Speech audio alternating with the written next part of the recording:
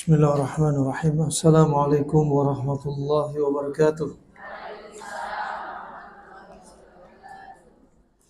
Innal hamdalillah nahmaduhu wa nasta'inuhu wa nastaghfiruh wa na'udzu billahi min shururi anfusina wa min sayyiati a'malina man yahdihillahu fala mudilla lahu wa man yudlil fala hadiya lahu. Asyhadu an la ilaha illallah wahdahu la syarika lahu wa asyhadu anna Muhammadan 'abduhu wa rasuluh.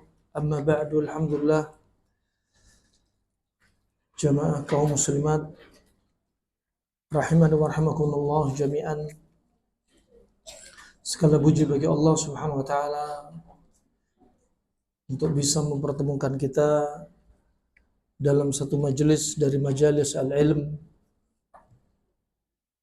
Kita masih bisa menghirup udara segar, kita bisa merasakan nikmat sehat, nikmat waktu luang, dan kita bisa duduk untuk bisa mendengarkan qala Allah wa qala Rasulullah sallallahu alaihi wasallam. Dan segala puji bagi Allah juga kita bisa menghadiri raudhun min riyadil jannah, taman dari taman-taman surga. Sebagaimana wasiat ulama di masa silam, barang siapa yang tidak bisa merasakan nikmatnya taman dari taman-taman surga yang ada di dunia, maka dia tidak bisa merasakan nikmatnya taman surga yang ada di jannah.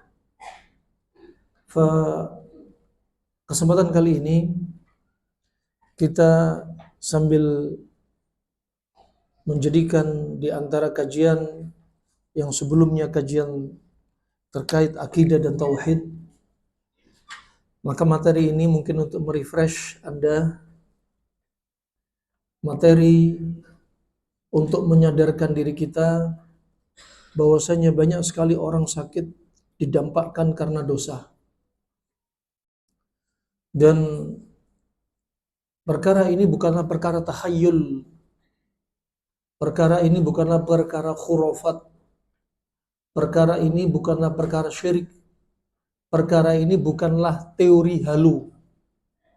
Yang dibilang ini halu, bukan.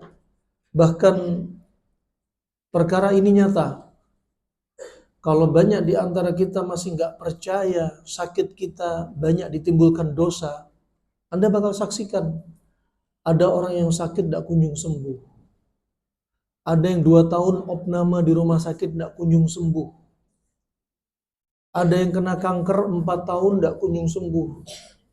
Ada yang kena autoimun, kencing manis, hiperaktif, autis dari anaknya, dan si wanita ini sakit karena nggak dirilis dosanya, penyakitnya tidak kunjung sembuh.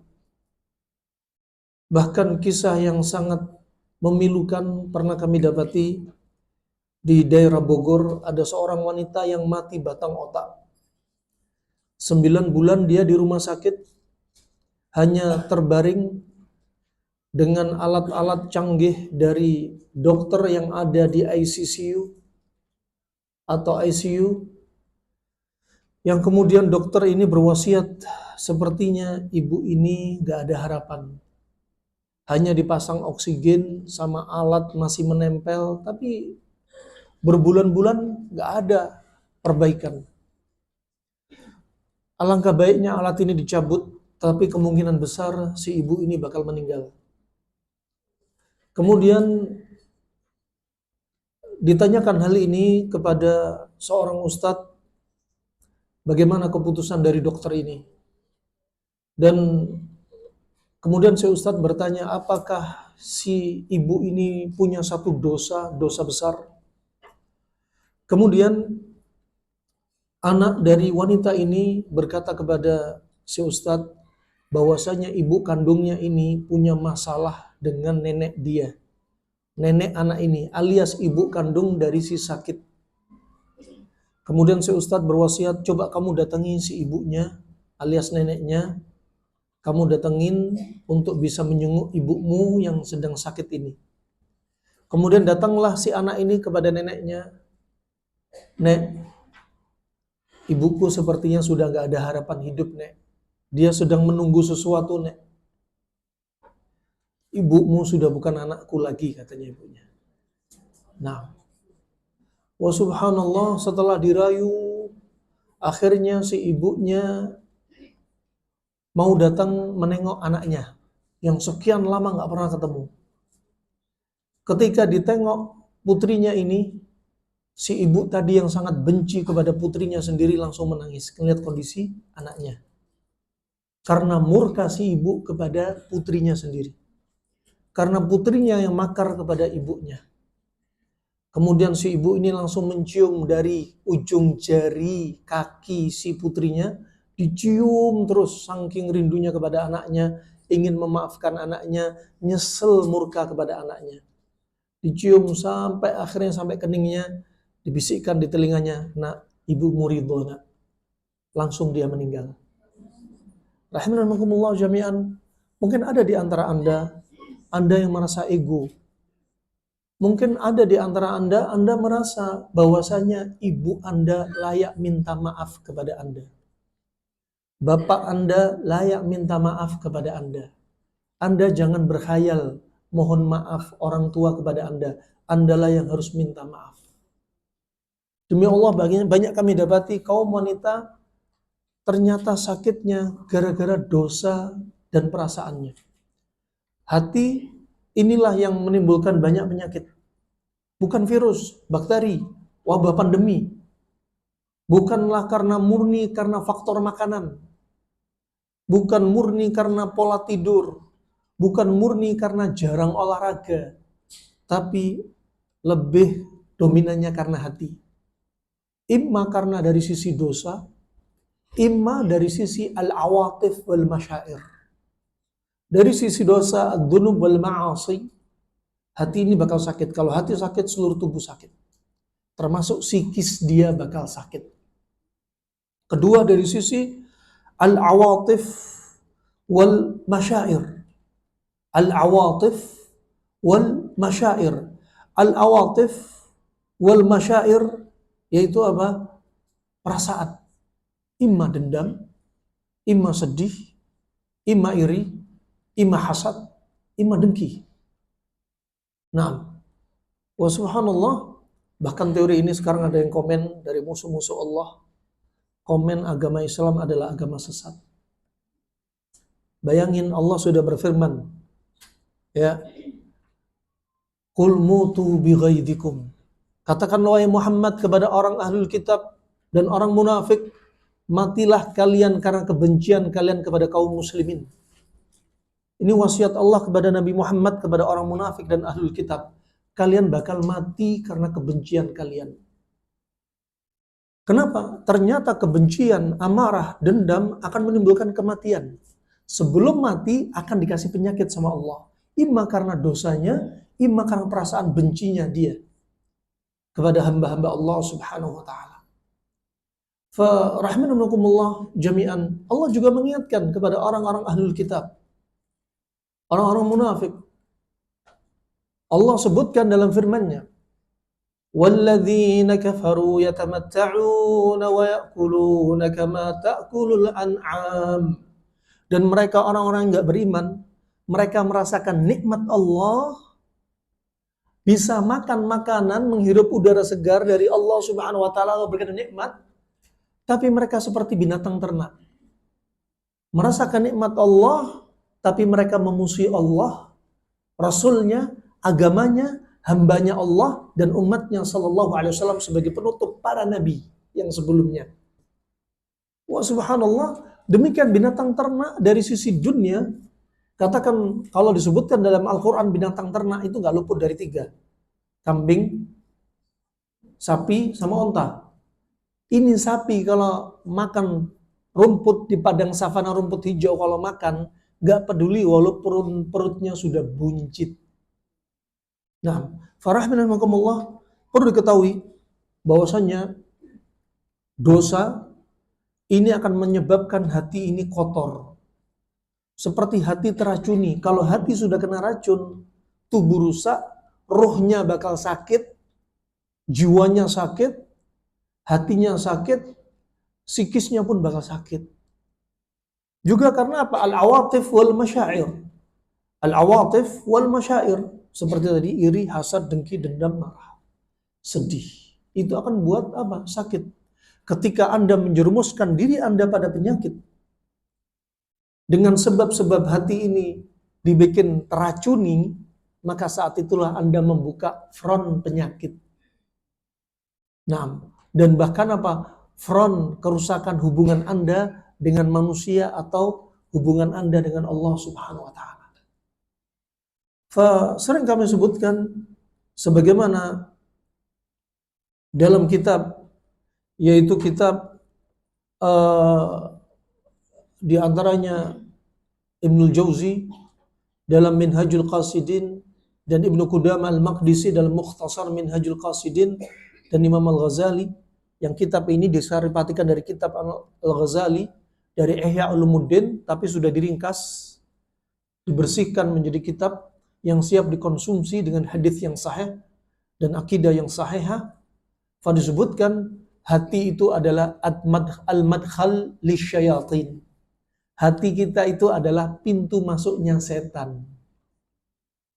Dan dari hati inilah yang sering bikin penyakit. Bukan virus, bakteri, jamur, patogen. Hati inilah yang mempersilahkan setan masuk, dan saat itulah penyakit-penyakit yang muncul, penyakit medis.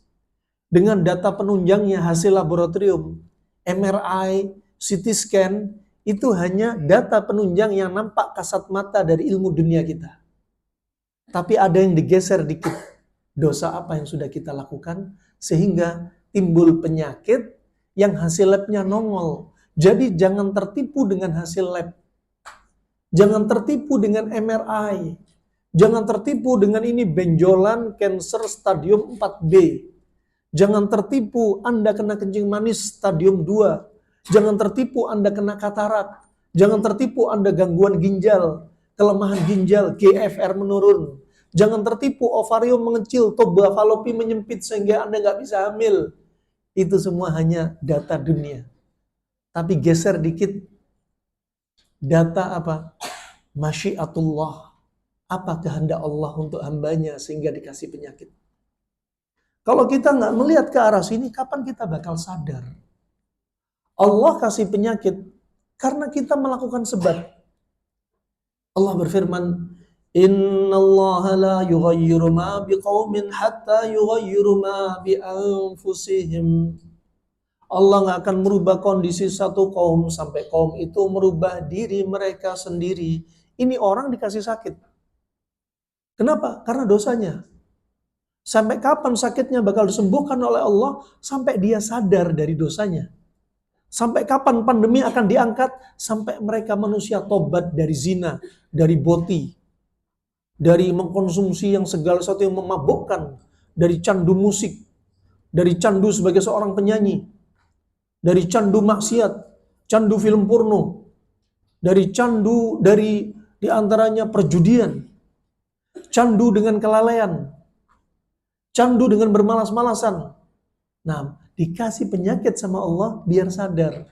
Penyakit itu lainnya surat cinta dari Allah. Dibuka, isinya apa? Kita sedang salah apa? Diingetin sama Allah. Mau ingat apa enggak? Allah Subhanahu wa taala berfirman, "Kalla bal rana ala qulubihim ma kanu yaksibun." Sekali-kali tidak. Hati kalian bakal teracuni, akan ternodai, akan kotor. Gara-gara apa? Dosa kalian. Nah, maka dosa itu layaknya racun dalam hati. Kalau hati sudah kena racun, bayangin, hati maksudnya jantung. Kalau hati sudah kena racun, jantung sebagai pompa disebar ke seluruh tubuh, ke otak, sampai pikirannya, ya, sampai dalam benaknya, selalu dia membenarkan racun, ingin berbuat maksiat.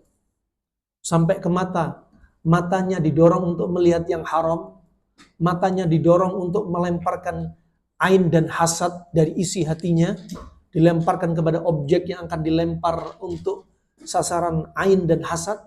Dari matanya dijadikan berat untuk melihat kalamnya Allah, Al-Quran, matanya dibikin berat untuk melangkahkan kaki ke masjid, untuk menegakkan sholat 5 waktu dan menuntut ilmu. Darah dibikin lari ke telinga, telinganya dibikin nyaman kalau dengar ghibah, namimah, musik, kata-kata yang gak bermanfaat. Ketika dengar nasihat, dia jadi seorang insan yang narsis, NPD, gak mau dengerin nasihat. Nih, telinganya lebih nyaman kalau dia dipuji oleh temannya. Ketika dinasehatin berat. Ketika darah itu didorong ke lisan, lisan ini untuk ngucapin kata-kata kotor, kasar, pedas, enteng, nyaman. Kalau ngomongin orang ghibah, namimah, rasanya hati tenang. Tapi kalau lisan ini ingin istighfar, ketika marah ngucapin a'udzubillahi minasyaitonirrajim aja nggak mau, dibikin berat. Ketika dia salah, lisan ini, bibir ini ingin memeluk suaminya yang sering dia bentak. Dipeluk, tempelin bibir ke telinga suaminya. Mas, maafin aku mas, ridhoin aku mas. Gak mau, berat. Ini sering kami dapati. Jadi insan apa? Seorang wanita yang sombong. Maunya nasihatin suami, kalau salah gak mau nasihatin suami. Dibilang NPD, kamu yang NPD. Nah, ini banyak banget, demi Allah banyak. Hari demi hari kami dapat telepon. Nangani kasus orang sakit. Satu hari bisa 20 orang, 50 orang. Rata-rata yang sakit perempuan. Rata-rata sakitnya gara-gara hati. Subhanallah. Ini, farahmillah, bagaimana tidak? Ketika darah dipompa ke pita suara, dia ingin ketika marah, ingin melampiaskan suaranya. Ya, kemudian ketika darah dipompa ke paru-paru, nyesek rasanya. Ke jantung, nyesek, dada ngap, aritmia. Kemudian lambung jadi panas seperti digodok. Akhirnya sakit mah. Liver jadi panas. Limpa pun panas, ususnya panas. Kekebalan tubuhnya jadinya apa? Berlebihan, akhirnya sampai kena autoimun panas.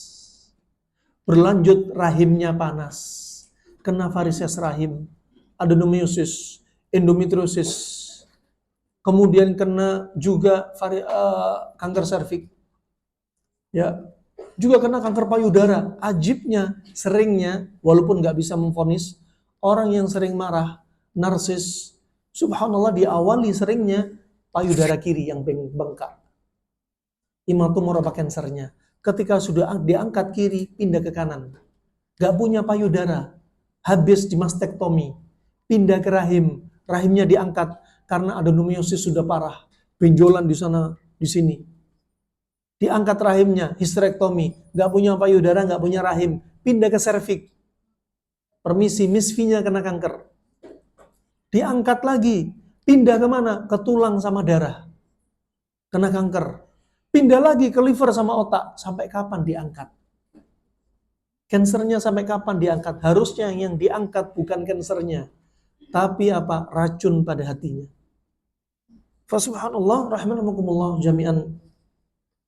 Ini yang jarang sekali apa? Disentuh oleh umat Islam. Padahal obatnya di sini. Mayoritas penyakit itu sebenarnya hati. Mayoritas penyakit adalah gara-gara di jantung ini. Karena dia apa? Pintu masuknya iblis, pintu masuknya setan. Ya, pintu masuknya iblis, pintu masuknya setan. Fabarakallahu fikum wa fikunna jami'an. Jantung atau hati ini dimisalkan oleh Imam Al-Ghazali, Ibnu Qudamah Al-Maqdisi dan Ibnu Jauzi, layaknya apa? Istana. Istana itu ada raja. Raja dari istana adalah akal pada jantung kita.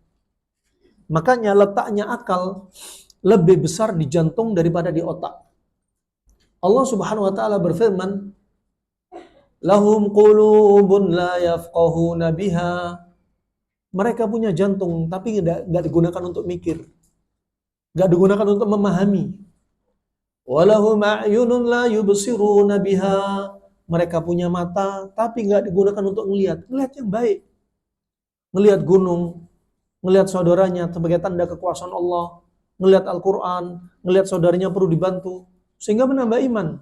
Walahum adhanun la yasma'una biha. Mereka punya telinga tapi nggak digunakan untuk mendengar. Mendengar yang baik. Al-Quran, kalam-kalam yang baik, isi kajian, wasiat, wejangan, nasihat. Ya, sukanya jangan apa? Dengerin musik, ghibah, namimah, kata-kata yang nggak bermanfaat. Ya, yang isinya hanya ngerumpi. Ya, jangan. Ya, fa ini rahmatullah, mata, telinga, proses masuknya hidayah, jalurnya. Hati disitulah tempat markasnya hidayah. Pilih hidayah atau pilih sesat, itu tempatnya di hati. Pilih tawakal atau nggak punya tawakal. Jadi orang sabar apa orang marah? Pengen hati sehat apa hati sakit? Pilih iman atau kufur, nggak beriman. Itu tempatnya di hati. Fabarakallahu fikum, rahimakumullah. Makanya Anda mau sehat, mau sakit, is your choice, pilihan Anda. Mau jadi pemarah, mau jadi penyabar, juga pilihan Anda. Kemarin kami dapat kasus seorang wanita yang sudah berobat 2 tahun tidak kunjung sembuh dari penyakitnya. Ya, punya penyakit yang disebabkan karena amarah. Biasa kalau marah yang kena apa? Tiroid, hipertiroid, kanker tiroid, kemudian juga kanker rahim, kanker serviks, varises rahim, ya, kemudian stroke, hipertensi. Ini orang dampak marah. Makanya ketika kita tadabburi, bukan berdalil, tadabburi, ketika Allah Subhanahu wa taala berfirman, "Qul mutu bi ghaidikum", matilah kalian karena amarah kalian. Ini wasiat Allah kepada Nabi untuk menyampaikan kepada ahlul kitab dan munafik, matilah kalian karena amarah, kebencian, iri, hasad, dengki kalian kepada kaum muslimin. Sebagaimana orang Yahudi hasad kepada Nabi SAW. Kenapa? Karena mereka berharap penutup para nabi itu dari Yahudi. Makanya sampai sekarang jangan mengharapkan mereka ridho dengan agama Islam. Orang ahlul kitab nggak akan ridho selamanya sampai hari kiamat. Walan tarda ankal yahudu walan nasar. Ya, nggak akan ridho. Kenapa? Mereka hasad. Kenapa sih penutup para nabi kok Nabi Muhammad? Kenapa nabinya dari Arab? Kenapa nggak nabinya dari Nusantara? Ya, coba kalau nabi kita dari Nusantara, mungkin orang Indonesia bakal masuk Islam semua. Itu pinginnya mereka, tapi enggak. Cuma mereka enggak beriman. Ya, Al-Quran mereka berharap apa? Saat dengan Al-Quran diturunkan sekaligus, kami akan beriman. Itu hanya khayalan. Niscaya kalian faktanya enggak mau beriman. Nah, fa ini rahmatullah, maka disampaikan oleh Allah, matilah kalian, hai ahlul kitab dan orang munafik. Kenapa? Kebencian kalian kepada kaum muslimin. Makanya orang Yahudi yang paling dibenci dari malaikat Jibril. Kenapa? Karena harusnya malaikat Jibril menurunkan wahyu kepada orang ahlul kitab Yahudi. Tapi kenapa dipindahkan Nabi Muhammad? Dia sudah khianat, coba. Sama, orang-orang Syiah menjadikan musuh besarnya mereka siapa? Malaikat Jibril. Harusnya wahyu diturunkan kepada Ali bin Abi Thalib. Tapi kenapa diserahkan kepada Nabi Muhammad? Coba. Rahimahumullah jami'an, kalau kita nggak belajar Islam, kita nggak punya benteng, kita bakal terjadi apa? Bakal banyak muncul penyakit apa? Syubhat dan syahwat. Ya, kerancuan dalam agama. Kerancuan dalam agama. Makanya hati ini tempatnya iman, hati tempatnya kekufuran. Hati tempatnya orang sabar, tempatnya orang marah. Anda perhatikan juga, Nabi SAW sudah mengingatkan. Nabi SAW sudah mengingatkan. Ya, inna syaitana yajri min ibni Adam majradam. Sesungguhnya setan lari berkeliaran apa? Di tubuh manusia ini melalui apa? Peredaran darah. Makanya banyak penyakit itu lewatnya darah. Ya, lewatnya darah. Subhanallah, setan juga lewat darah. Dari sisi maknawi yang nggak bisa kita sentuh, banyak penyakit lewat darah, karena setan pun lewat darah.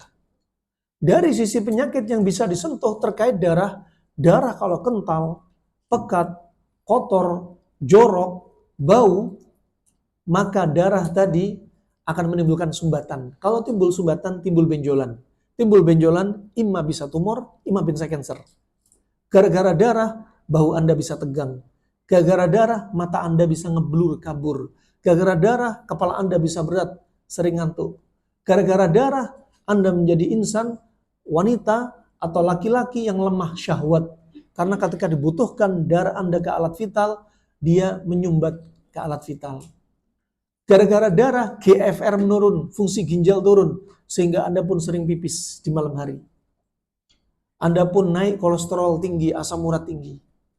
Gara-gara darah, berapa banyak orang kena sumbatan jantung. Gara-gara darah, berapa banyak orang jadi pemarah, psikisnya berubah. Makanya Imam Ghazali menyebutkan, gara-gara banyak makan, hati bakal keras. Kenapa? Disebutkan Syekhul Islam dalam kitabnya Al-Fa'idah fil Mahabbah, gara-gara makanan, darah kita jadi kotor. Kalau darah kotor, hati pun ikut bermasalah. Sakit fisik dan psikis, termasuk gampang terjatuh dalam dosa, kata Ibnu Qayyim. Organ ini didorong berbuat dosa, organ ini dibikin berat untuk mendatangi ketaatan Allah Subhanahu wa taala. Wa kam minal ma'asi yajlibuha asyaba' wa fudul ta'am. Berapa banyak perbuatan maksiat dikarenakan apa? Karena dia terlalu banyak makan dan sering makan sampai kenyang. Subhanallah. Nah, ini detail banget, agama Islam detail. Kalau ada orang Islam murtad, saking parah bodohnya. Kalau ada orang non-muslim masuk Islam, saking pinternya dia. Agama Islam sangat ilmiah. Fa ini rahimakumullah jami'an. Lihat, orang-orang yang masuk Islam, Anda lihat. Betul-betul mereka apa? Menyadari. Terlambat kita masuk Islam, sampai seperti itu. Ya Allah, nyesel kita. Nah, betapa indahnya Islam. Keutamaan orang yang masuk Islam, dia membawa kebaikan yang dulu dia sebelum berislam, dan Allah akan menggugurkan dosa dia ketika dia sebelum berislam. Indah. Ada orang yang non-muslim, dia baik sama bapak ibunya. Allah kasih rezeki dia di dunia. Mereka banyak infak sedekah kepada orang fakir miskin. Ditambah rezekinya dia orang non-muslim ini. Ya, dengan baiknya dia dipanjangkan umurnya oleh Allah.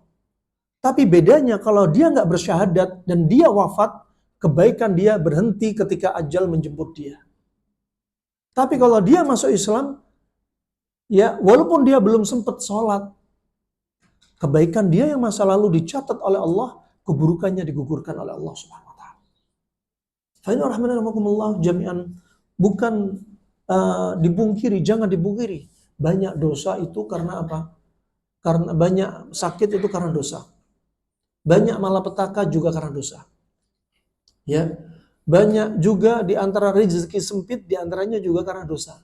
Dada Anda sesek juga karena dosa. Nah, tetapi perlu diketahui, disebutkan Syekh Sulaiman Ar-Ruhaili, orang sakit itu nggak luput dari 3 hal hikmah besar, hikmah utama. Kita batasi 3, sebagaimana disebutkan Syekh Sulaiman Ar-Ruhaili. Orang sakit itu nggak luput dari 3. Yang pertama, ngingetin orang yang lalai. Kenapa dia sakit? Karena dia lalai. Dikasih waktu luang, nggak dimanfaatin. Dikasih sehat, nggak digunakan untuk ibadah. Dikasih rezeki banyak, nggak banyak infak sedekah. Nah, dikasih untuk bisa bangun sholat malam, nggak dia manfaatkan untuk sholat malam. Dia lalai, diingetin sama Allah dengan penyakit. Makanya Nabi SAW bersabda, dari hadits riwayat Imam Bukhari, dari Ibnu Abbas, nikmatani maqbunun fihima katsirun minan nas. 2 nikmat yang manusia banyak melalaikan nikmat tersebut. Yaitu apa?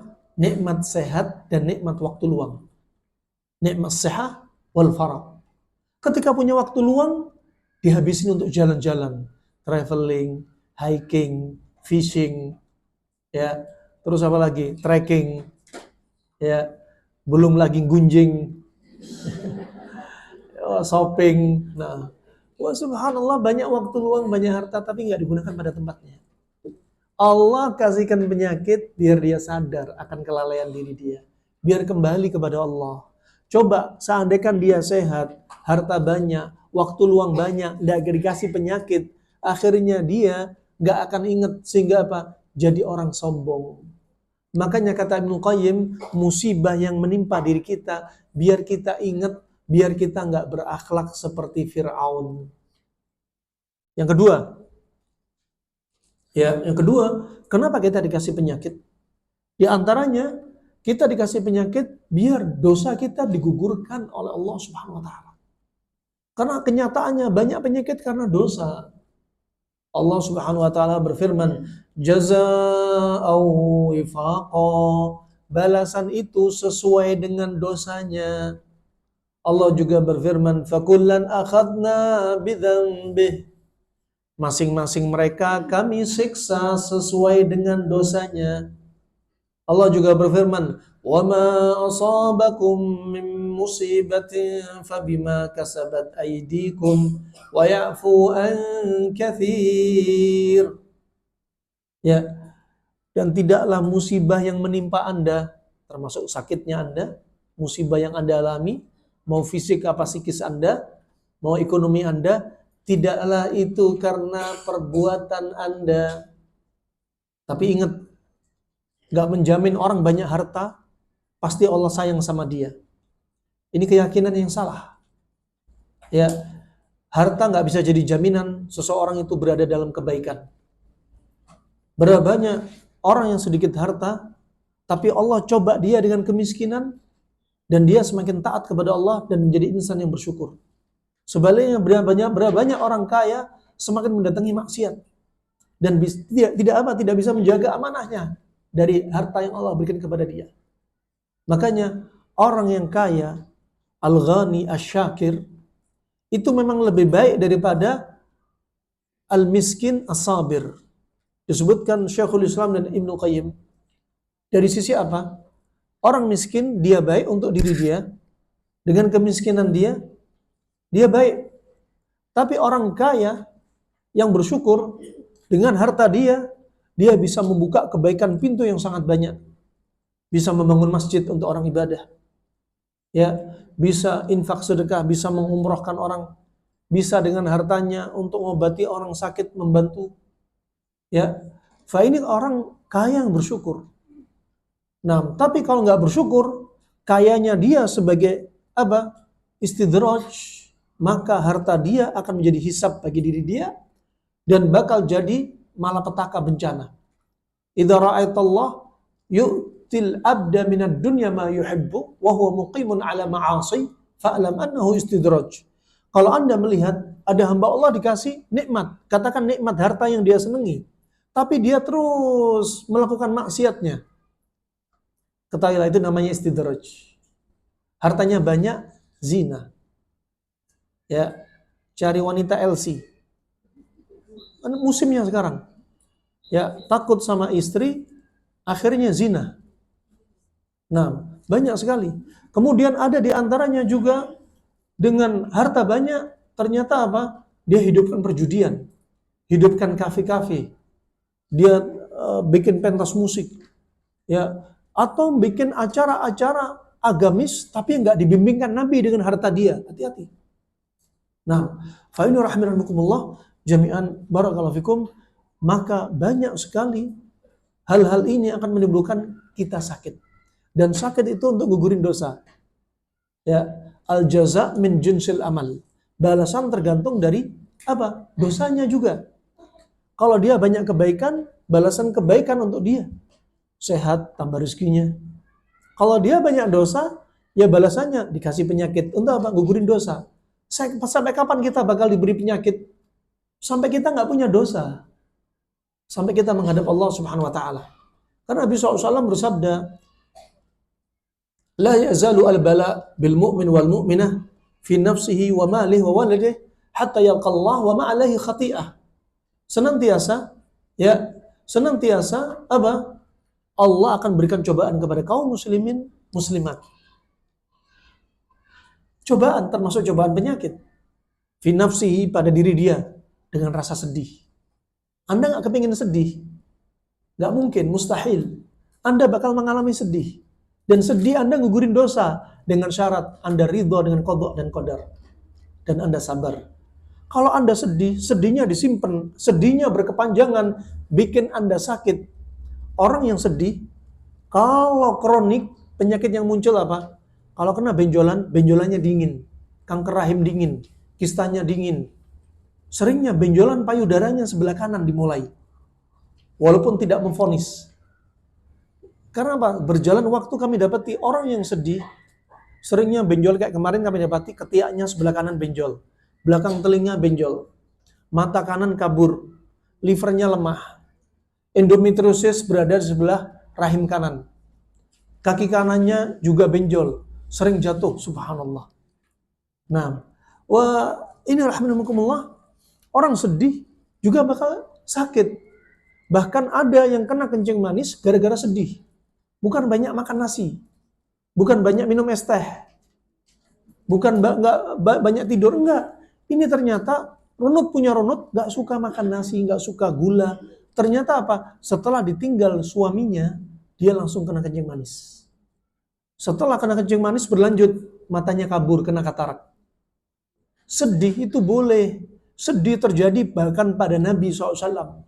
Bahkan stresor yang dialami Nabi, ya cobaan yang ada pada diri Nabi, kalau ditimpakan kepada Anda sebagai manusia biasa, mungkin Anda bakal cepat tua, cepat keriput, gigi rontok, nggak ada sisa rambut hitam, semuanya bakal uban semua. Bener. Tapi Nabi kuat. Kenapa? Jantungnya Nabi dicuci berkali-kali oleh malaikat Jibril. Jantung Nabi gak kayak jantung kita. Ya, subhanallah, Nabi SAW istrinya 9, hatinya kuat. Ya, suami Anda punya istri 1, uban di mana-mana. Makanya doa seorang sahabat mengajarkan kepada kaum suami, Allahumma inni a'udzubika min zaujin tushayyibuni qabla al-mashib.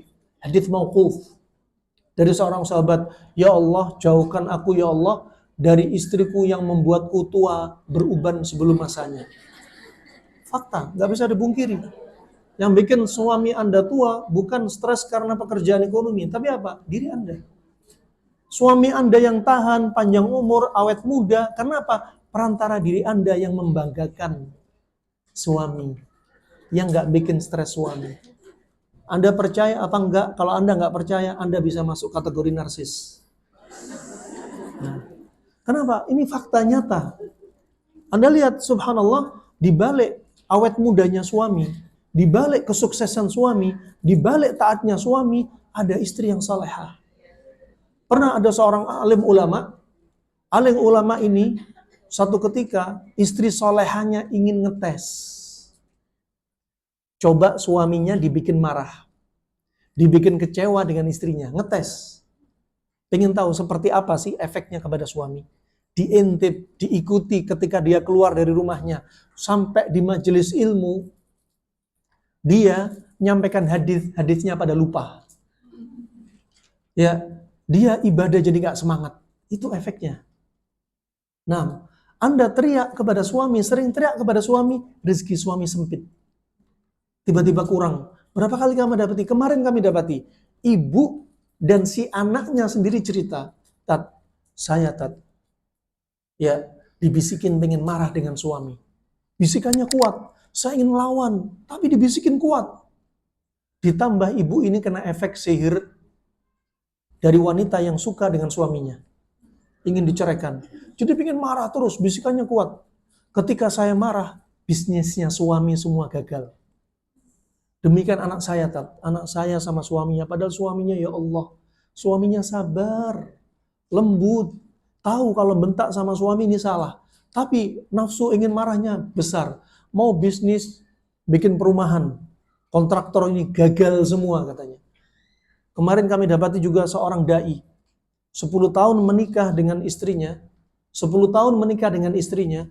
Awal menikah, istrinya sudah berani mengatakan suaminya, seorang ustadz ini disebut sebagai apa? Binatang piaraan. Keluar kata-katanya. Minta cerai berulang-ulang. Ya, bisikan untuk marah, minta cerai sering. Sampai punya 3 anak. Ya, kebiasaannya masih seperti ini. Dan ustadz ini kami biarkan cerita. Biar dia meluapkan isi perasaannya. Sampai dia cerita istrinya selingkuh berkali-kali. Ustadz cut sampai di sini. Semenjak antum nikah sama dia, perilaku dia sudah nongol, antum sering dapati kalajengking banyak di kamar mandi enggak? Wallah bener, Ustaz. Antum sering dapati ular muncul masuk rumah antum. Demi Allah, katanya. Antum sering dapati dia minta cerai. Aduh, gak bisa dihitung lagi. Antum sering dapati dia sering menolak di atas ranjang. Itu saya berat. Antum sering dapati bisnis antum gagal semua. Demi Allah, saya buka resto gagal.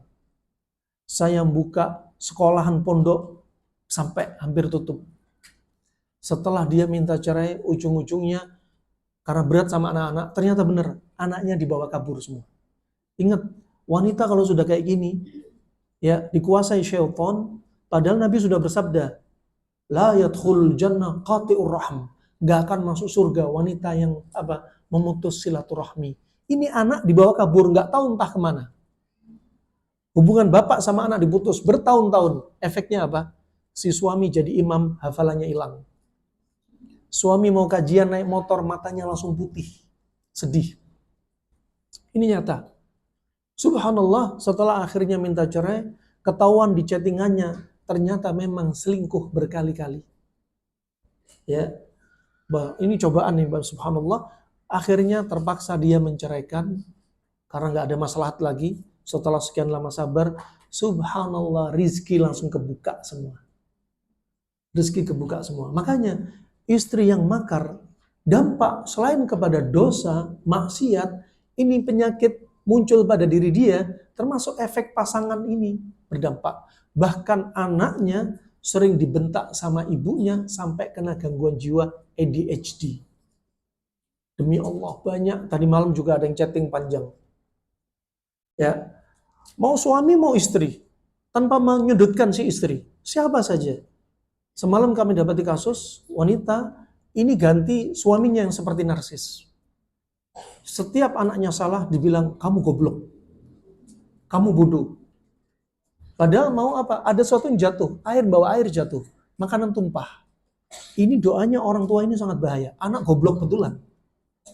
Subhanallah, anak mengalami ADHD. Bahkan di pondoknya ingin menjatuhkan diri dari gedung tinggi. Ya, katanya apa? Ternyata penyebabnya apa? Dia rasa orang tuanya. Ini bukan satu kasus. Saya nggak menyindir satu orang. Siapapun mau nonton dunia maya, dunia nyata hadir di sini, kan jangan nyindir. Kenapa? Kasus lewat terus. Efek dari kekerasan rumah tangga berdampak kepada anak. Kenapa? Allah ingin gugurin dosanya. Saya bawa satu kasus, dan Anda kalau tidak melek, ya, Anda bakal ngelihat ini seperti kasus khurafat dan takhayul. Kami dapat kasus berkali-kali, ada seorang dai, suami istri, sama-sama dai. Si dai ini punya anak epilepsi di usia 2 tahun. Kemudian pergi ke dokter bingung. Apa penyebab epilepsi? Nggak pernah jatuh. Di otak nggak ada lecet, nggak ada luka. Ya. Terus ketika hamil, ibunya nggak ada riwayat eklamsi, hipereklamsi, pengentalan darah. Apa epilepsinya? Sudah berobat ke dokter tahunan, setahun lebih. Kemudian berobat ke herbalis, nggak tahu. Kemudian kami tanya kepada si ustadznya ini, Ustadz, sejak hamil ini pernah nggak istri antum sering minta cerai? Loh, bener. Jadi ternyata istrinya hamil dan dia baru punya anak 1 tahun. Kemudian istrinya bilang apa? Padahal sama-sama dai. Gara-gara kamu aku hamil. Padahal baru punya anak 1 tahun. Ini ada sensasi nggak ridho dengan qadha dan qadar, iya apa enggak? Ya. Nggak ridho dengan qadha dan qadar, ini efek. Terus semenjak itu, ngelihat suami rasanya benci banget. Sampai di kasus yang lainnya, nyambung kasus yang lainnya, kami dapati ketika si wanita ini mau melahirkan, suaminya dicubit, dipukul, diteriakin. Kenapa? Ketika merasakan pembukaan permisi, jalur lahirnya mulai kebuka. Pembukaan 1, 2, 3, sampai pembukaan 10. Udah lebar, udah mau keluar, itu teriakan tambah keras ke suaminya, dicela, dimaki. Anda jangan pikir dosa seperti ini yang dicela, dimaki siapa? Suaminya. yang bikin rumah untuk dia, ngasih nafkah, ngasih pakaian, yang loyal kepada istrinya yang salehah, tapi dibentak. Allah murka enggak? Anaknya sakit, tujuannya apa? Si anak dosa apa enggak? Si anak ini sakit karena lalai apa bukan? Enggak ada kaitannya karena lalai. Anak masih 2 tahun. Tapi untuk apa? Si anak kasusnya ini masuk poin ketiga yang disebutkan Syekh Sulaiman Ruhaili. Bukan karena lalai, bukan karena gugurin dosa, tapi untuk mengangkat derajat si anak. Akan diangkat pada saatnya. Begitu pula para nabi dan rasul. Nabi Ayub sakit gatal 18 tahun, bukan karena dosa, tapi diangkat derajatnya. Nabi Yakub buta sekitar 6 tahun. Karena sedih dengan Nabi Yusuf berpisah lebih dari 30 tahun. Bukan karena dosa, tapi diangkat derajatnya. Nabi Yunus alaihissalam yang dimuntahkan dalam perut ikan paus, dimuntahkan di tanah yang tandus, lemes, capek, lelah. Bukan karena dosa, tapi diangkat derajatnya. Demikian anak kecil ini gak punya dosa, akan diangkat derajatnya. Lalu terus, kenapa anak ini sakit? Untuk gugurin dosa bapak ibunya. Nah, anak ini sakit, dengan sakitnya, anak lucu-lucunya 2 tahun. Ketika sakit, bapak ibu sedih nggak? Pasti sedih. Sedihnya dia untuk gugurin dosa bapak ibunya. Sedih sekian lama. Ketika bapak ibunya berobat untuk ngobati si anak, butuh duit nggak? Duit tadi untuk gugurin dosanya. Ketika banyak waktu tersita, mereka lelah, gugurin dosa enggak? Gugurin dosa bapak ibunya. Kami bilang, sampai kapan anak bakal sembuh? Sampai si wanita, si istri ini sering minta maaf sama suaminya. Ini kadang dilupakan. Ini bukan teori halu. Teori apa? Banyak muhasabah, banyak bertobat. Banyak wanita subhanallah kadang subhanallah Anda jangan remehkan perkara yang ringan. Ngiris bumbu kena pisau. Jalan sering kesandung kepreset. Lagi goreng keciprat minyak. Anda pikir Anda nggak perlu muhasabah. Ini kan perkara ringan, ternyata habis ngomel sama suami. Berapa kali suami nasihatin, hei sayang, jangan naik motor. Aku nggak tega kalau kamu naik motor. Banyak orang seliweran. Kamu ini kok ngentengin wanita. Memangnya setiap wanita itu sen kanan belok kiri. Sayang, aku itu sayang sama kamu. Aku ingin kamu di rumah. Nah, subhanallah, naik mobil, naik motor, keluar, kecelakaan. Jadi kasih tahu. Kadang apa? Ini dibikin halo, bukan halo. Makanya jangan apa? Jangan ngentengin namanya taat sama suami, melanggar perintah Allah. Ya. Melanggar perintah Rasulnya sallallahu alaihi wasallam. Bayangin, wanita saja kalau dolimin suaminya. Karena sini yang hadir apa? Wanita, maka konteksnya yang nasihat untuk wanita. Kalau yang hadir bapak-bapak, saya nasihatin bapak-bapak. Jadi ibu-ibu jangan merasa terpojok. Karena ada pojok masing-masing. Nah, contoh, ada wanita, ya, contoh di zaman sekarang Anda menyakiti suami Anda, padahal suami Anda soleh. Ya, suami Anda bukan suami solehah, soleh. Suami Anda bukan boti, suami Anda bukan pezina, suami Anda bukan pelaku kesyirikan, suami Anda bukan pemabuk, bukan suami Anda pemakan uang riba. Suami Anda adalah orang soleh. Anda nyakitin dia dengan lisan, dengan tulisan. Anda menyakiti dia dengan tidak melayani di atas ranjang. Anda mengusir dia. Anda jangan lupa ada hadis Nabi SAW. Ya, di antaranya bidadari di langit saja berwasiat, la tu'dhi, jangan kau dolimi suamimu, hai istri di dunia. Qatalakillah, semoga Allah binasakan kamu wahai istri di dunia. Subhanallah. Berat banget ini doanya bidadari. Ya, fa innahu dakhilun yushiku ayyufariqaka ilaina. Bidadari enggak haid, enggak nifas, Bu. Anda haid nifas. Bidadari enggak sakit, Anda sakit. Nah, wa subhanallah, makanya Anda kalau enggak pengen sedih, nanti kalau sudah di depan pintu surga, wa naza'na, di antaranya kami akan cabut apa? Min ghillin ikhwanina. Di antaranya apa? Kami akan cabut, kata Allah Subhanahu wa taala, dari apa? Dari ghil, ya, dari rasa marah, ya, termasuk kesedihan dalam diri Anda, apa? Akan dicabut. Ya, akan dicabut oleh Allah Subhanahu wa taala. Enggak ada benci, enggak ada sedih, enggak ada amarah. Kalau sudah di depan pintu surga, sudah Anda nyaman. Tapi kalau Anda di dunia, Anda bakal merasakan sedih. Nah, makanya sabar Anda di sini menahan apa? Dengan menahan kesedihan, melepas, merilis kesedihan. Surat Al-Hijr ayat 47, ayat 47 Allah berfirman, "Wa naza'na ma fi sudurihim min ghillin ikhwana ala sururim mutaqabilin." Dan kami cabut dari dada mereka dari rasa amarah, kebencian, termasuk hasad, dengki antara Anda dan Anda nanti bertelekan di sofa. Yang tadinya sering tengkar, ibu fulan dan fulanah. Tetangga tengkar, teman ngaji tengkar. Nanti di surga bertelekan di sofa. Bu, ya Allah maafin Nana dulu ya. Udah nggak ada rasa sedih, amarah, nggak ada head nifas, nggak ada penyakit fisik, psikis, medis, non medis, nggak ada semua. Ya, Anda sehat semua. Pengen punya anak, nggak ada head dan nifas, nggak ada hamil, langsung. Anda nggak sakit, tapi di sini di dunia Anda sakit. Makanya disebutkan Nabi SAW apa tadi? Ya, bidadari apa? Mengatakan qatalakillah. Semoga Allah binasakan kalian. Wahai istri di dunia, fa innahu dakhilun yushiku ayufariqaki ilaina. Kenapa? Suami kalian itu seperti tamu. Tamu itu ketok pintu, masuk rumah, ngobrol bentar, nyemil, masuk kamar mandi, numpang, terus pamit. Itu suami Anda, ibu-ibu. Suami Anda. Lihat, umurnya yang lebih panjang laki apa perempuan zaman sekarang? Perempuan. Yang lahir lebih banyak laki apa perempuan? Perempuan.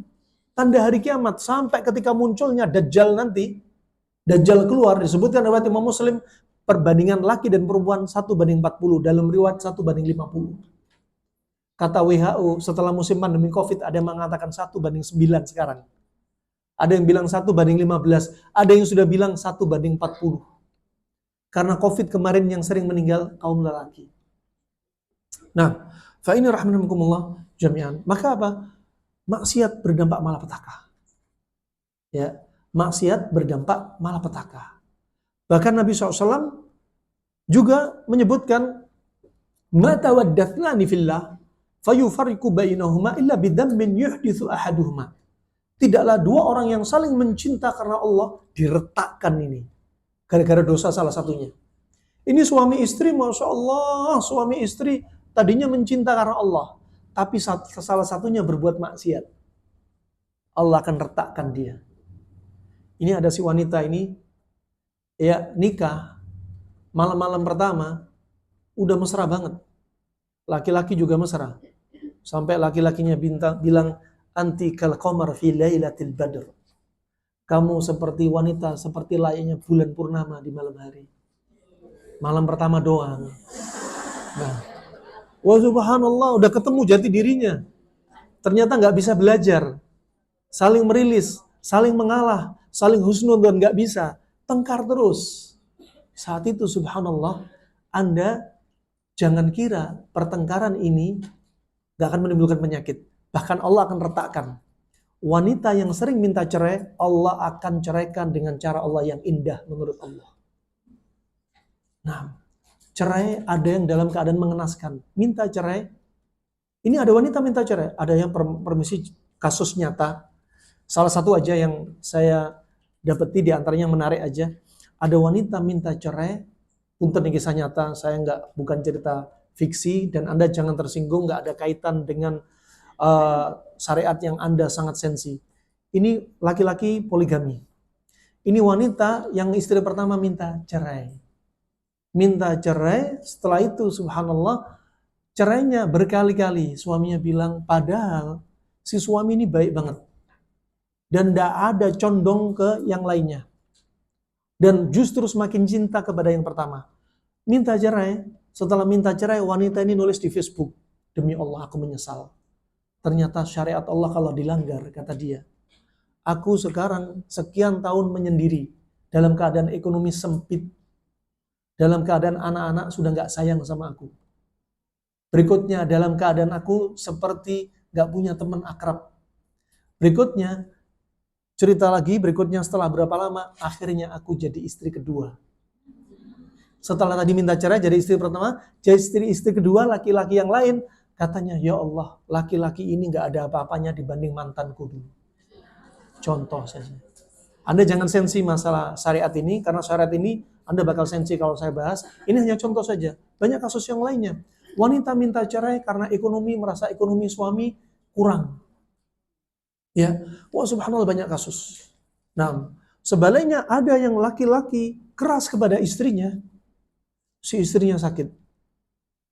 Dan anaknya kena masalah kejiwaan karena dosa si suaminya. Nah, dosa suaminya. Gak ada solusi bagi kita untuk belajar terus berumah tangga seperti apa. Ya, karena mendolimi salah satunya bakal berdampak kepada apa? Diri kita, diri pasangan, sama diri si anak. Dan itu peringatan dari Allah Subhanahu wa Ta'ala. Sampai kapan rumah tangga ini bakal baik? Kalau mereka sudah perbaiki urusan mereka. Jangan saling mendolimi di antara mereka. Gak ada solusi bagi kita berumah tangga kecuali apa? Jadi keluarga sakinah, mawaddah, warahmah. Ya, kalau nggak itu ya siap-siap aja. Front penyakit, front pertengkaran, ya dada semakin sempit, rezeki berkurang, nah dan seterusnya.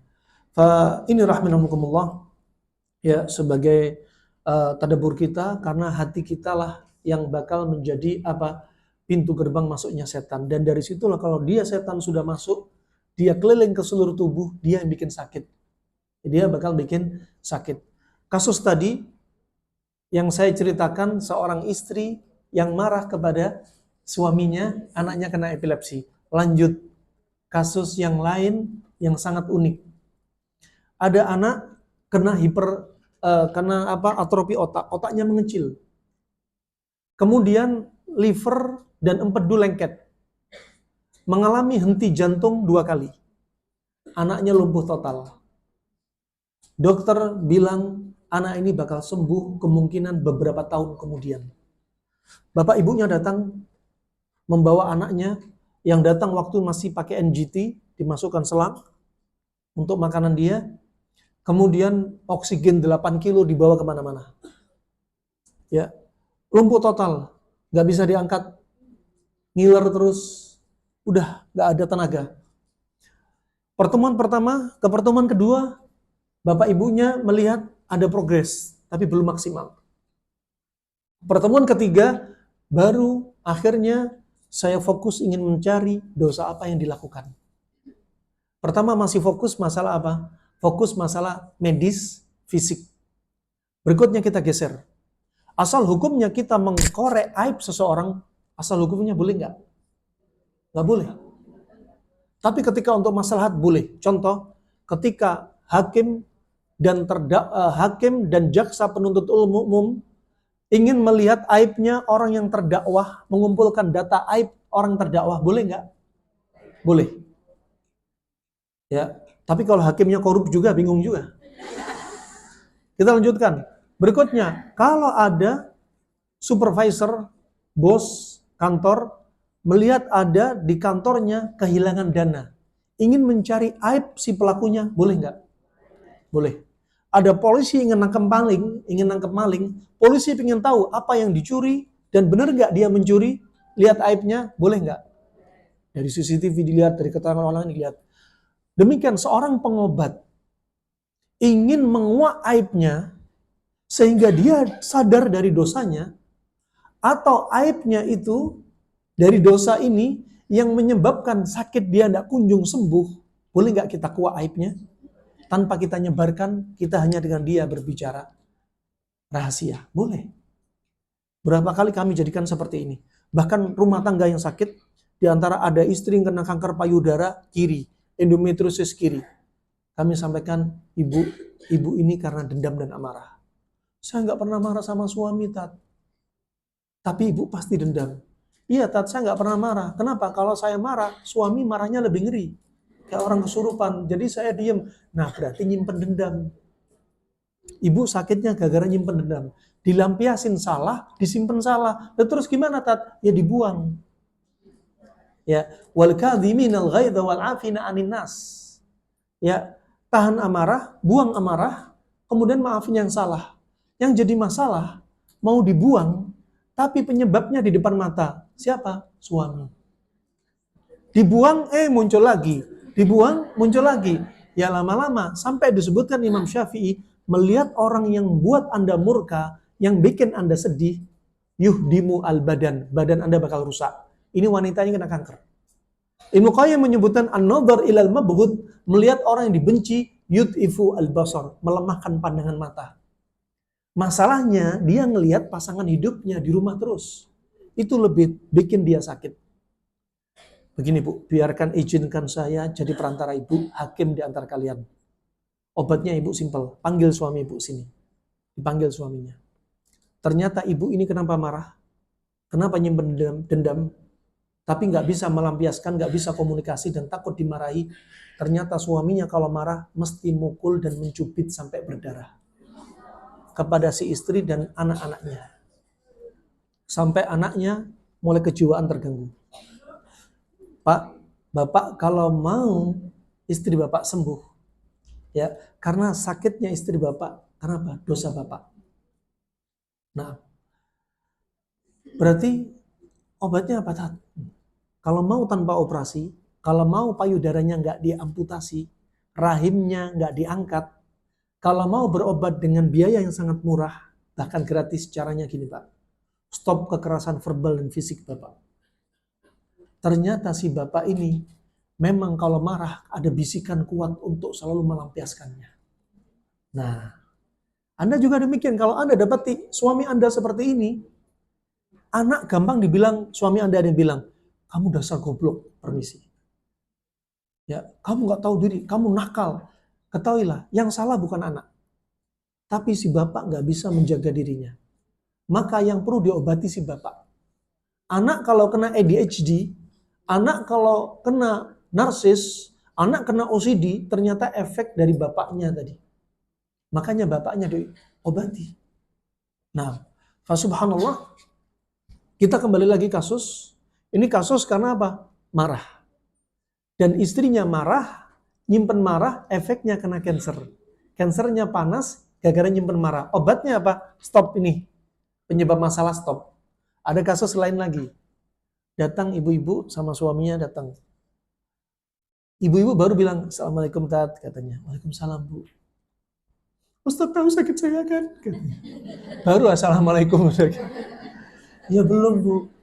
Ini Tat, kanker rahim Tat, katanya. Terus kenapa Bu? Saya sudah lihat video Ustaz, kanker saya Tat. Lihat modelnya, sudah melo kayak gini. Ini orang tipe panas apa dingin? Dingin. Ini orang tipe dingin, berarti kansernya dingin. Kenapa Bu? Ini Tat, depan saya ini Tat, katanya. Nasihatin dia Tat, katanya. Iya Bu. Ternyata suaminya alisnya tebel, rambutnya putih. Padahal usianya belum 50. Kalau ngomong meledak-ledak, kalau ngomong nggak bisa direm. Ini orang tipe panas ekstrim. Ternyata dia sering bentak istri. Yang ininya istrinya dari Jawa, suaminya dari Sumatera. Yang panas sebelah mana? Nah, Jawanya Jawa Tengah. Nah, kadang kita melihat daerah untuk melihat karakter orang. Karena ada orang sakit gara-gara karakter. Kadang bukan hanya karakter, kadang juga bisa lihat dari kebiasaan satu daerah. Ada satu daerah yang daerah hidup dengan ritual. Contoh orang Jawa Tengah banyak kerisnya.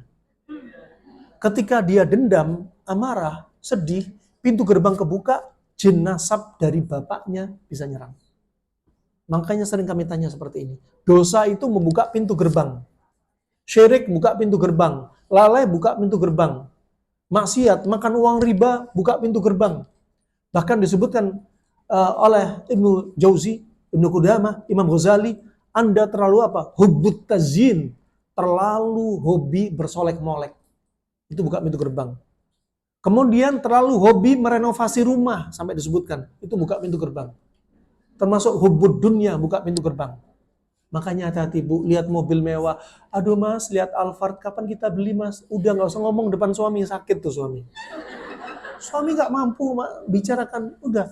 Makanya Nabi ngajarin doa. Allahumma la aisha illa aishul akhirah. Hei istriku, baca doa Nabi. Jangan dunia terus kamu lihat. Ya Allah, gak ada kehidupan kecuali kehidupan akhirat. Jazakallah khair suamiku. Nah, penting. Lihat rumah bagus. Ya sayang, ya Allah, Summerekon, Bekasi, Bogor bagus sekarang. Ya Allah, dek, aku nih ustadz, dek. Aku bukan miliarder, dek, gitu sampaikan. Subhanallah, alhamdulillah, hati-hati ya. Karena hubud dunia itu buka apa? Pintu setan masuk. Jangan sampai ya Anda gemerlap dunia, mata Anda tertipu dunia, itu setan. Sampai Anda bakal setan menampakkan di hadapan Anda, asyaitanu ya'idukumul faqr, kabar dari Allah. Hei manusia, nih sampaikan dari Allah disampaikan untuk manusia. Setan bakal menampakkan di pelupuk mata Anda dengan kemiskinan. Suami pas-pasan, ya Allah, kapan bisa punya perumahan kayak gitu? Ya Allah, suami ini ngomong gitu. Ada yang kami dapat baru semalam. Ini rumah luasnya 1000 meter. Tingkatnya Masya Allah. Ajib. Pasangan hidupnya, istrinya, cantiknya, mufakat, sepakat semua. Nah, subhanallah, ternyata kok dadanya sesek, sempit. Nah ini. Jadi nikmat itu nggak bisa dilihat dari dunia. Fisik. Demi Allah benar. Ketika Anda sibuk dengan maksiat, Anda sedikit syukur kepada Allah, Allah timpakan sesak pada diri Anda. Makanya Allah Subhanahu wa taala berfirman, ya Allah berfirman, wa qalilum min ibadiyasy syakur. Sedikit sekali hambaku yang bersyukur. Kebanyakannya berarti apa? Makanya jangan bangga dengan banyak-banyakan. Umat Islam 99% Muslim di negeri kita. Nggak usah sombong. Tanya, berapa yang ahli tauhid? Demi Allah, tanya. Anda jangan sombong, Anda punya harta banyak. Tapi tanyai, harta yang untuk Allah berapa? Ya, kita nggak usah sombong dengan apa? Ya Allah, kajiannya hadir banyak. Ini ya jamaah ini yang pulang nanti yang ngamalin berapa orang? Pulang rumah suami dibentak lagi, percuma. Lo ngapain kajian tadi masuk telinga kanan, keluar telinga? Jangan berharap kiri, kanan keluar lagi. Nggak sempat nih lewat kiri. Subhanallah. Makanya zakatnya ilmu diamalkan. Kalau ilmu nggak diamalkan, Anda bakal dituntut. Kenapa nggak diamalin? Nah, fa'inalhamdulillah, jami'an sekali lagi, ya kenikmatan itu nggak bisa dilihat dari seperti harta, fisik. Ya, innallaha la yanzuru ila amwalikum wala ila suwarikum. Allah nggak ngelihat harta Anda, penampilan Anda, motor Anda, kendaraan Anda, rumah Anda, nggak dilihat. Yang dilihat Allah apa? Walakin yanzuru ila qulubikum wa ila a'malikum. Yang dilihat apa? Hati Anda sama amalan Anda. Nah, sekali lagi, dosa tadi akan menyebabkan apa? Setan menyerang diri Anda. Allah berfirman dalam surat Az-Zukhruf ayat 36. وَمَنْ يَعْشُ عَنْ ذِكْرِ الرَّحْمَنِ نُقَيِّضْ لَهُ شَيْطَانًا فَهُوَ لَهُ قَرِينٌ. Barang siapa berpaling dari dzikrur Rahman, berpaling dari mengingat Allah, berpaling dari Al-Quran, berpaling dari syariat Islam, kami akan jadikan setan menguasai dia, setan nyerang dia, dan setan jadi teman dia. Az-Zukhruf 36. Setan bakal nyerang dia.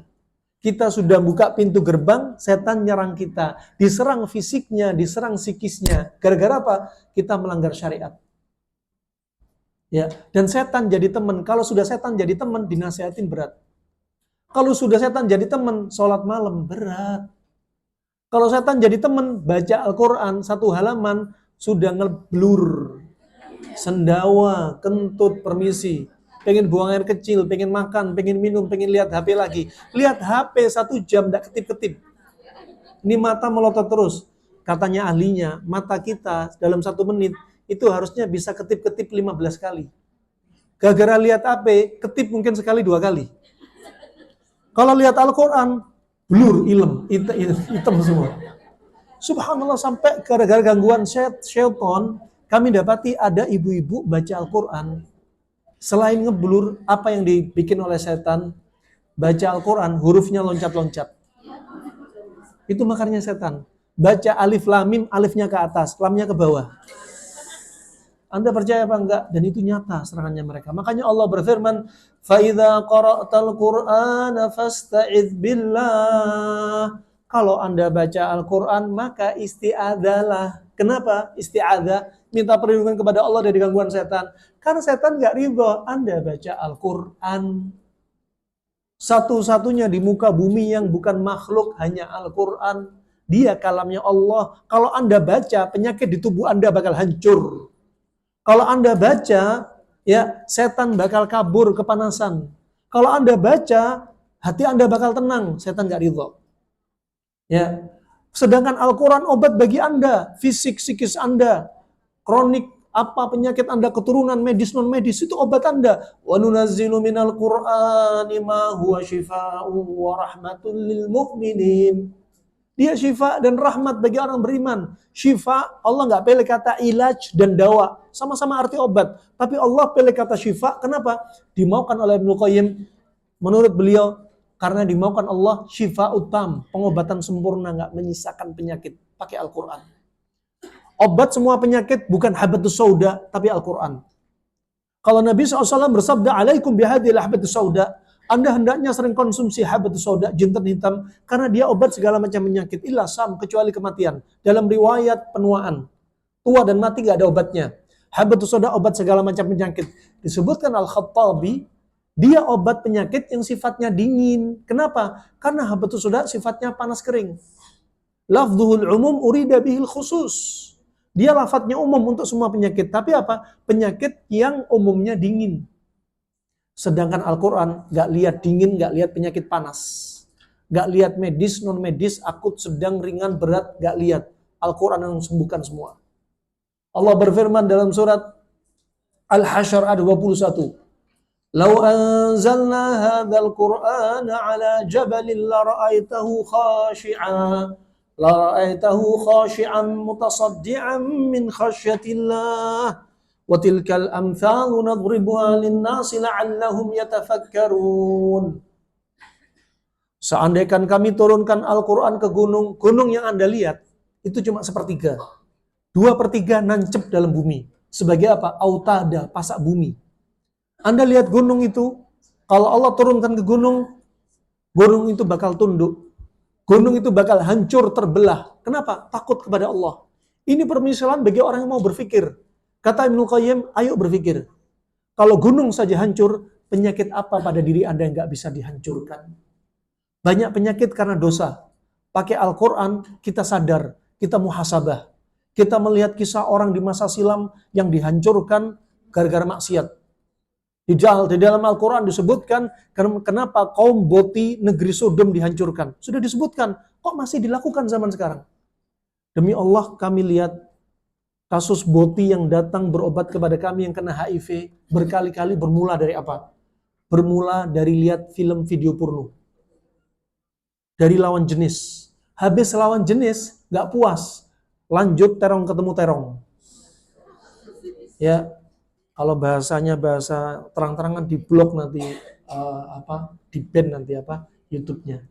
Jadi bahasa kiasan saja. Jadi itu. Ada yang datang kepada kami, Tat, saya mau konsul pribadi, Tat, silahkan. Kamu kenapa? Saya kena HIV, Tat. Lah kamu masih usia berapa kena HIV? Usia 25, Tat. Udah nikah belum? Udah nikah, Tat. Setahun lalu udah nikah. Lah kena HIV. Saya Boti, Tat, katanya. Sejak kapan kamu terakhir lakukan? Seminggu lalu masih kami ngeboti, Tat. Seminggu lalu kami camping di atas tenda, kami pesta boti, katanya. Di gunung. Lalu terus kamu datang ke aku ngapain? Pasti saya siap pengen tobat, gimana caranya, Tat? Demikian pula kami dapati kasus ada anak muda usia 27 tahun, gila 10 tahun. Kata dia, Tat, saya sudah capek, Tat, marahin ibu selama 10 tahun. Saya sudah capek minum obat gila, Sisufrin 10 tahun. Yang diminum diantaranya CPZ, klorpromazin, obat gila level tinggi. Saya pernah coba minum, saya kena tipes. Kebetulan ibu saya bidan. Ada dosis 100 gram, saya potong dikit aja. Gak sampai 1/4. Ini gak ada yang jenguk aku, gak ada yang ngerawat aku, demam-demam sendiri, gak ada yang ngasih makan, gitu kan. Saya minum obatnya si ibu, saya minum. Habis diminum, ya Allah, mau wudhu, sholat itu merangkak. Untuk ambil air wudhu, saking gak kuatnya, karena saya gak gila. Ini orang gila, antara kehendak dan fisiknya nggak sejalan, sehingga ditundukkan keinginan dia biar nggak meledak-ledak pakai obat ini. Kita nggak gila, minum sedikit saja udah nggak kuat. Sholat berdiri merem. Akhirnya duduk nggak kuat, tidur ketiduran, wudhu lagi merangkak. Sampai dahsyatnya ini obatnya kayak gitu. Wah subhanallah, dia bilang, saya sudah capek 10 tahun minum obat ini, Tat. Terus kamu sakit ini kira-kira dosa apa yang kau lakukan? Ini Tat, yang saya mau ceritakan Tat. Gimana saya bisa tobat? Ini saya ngomong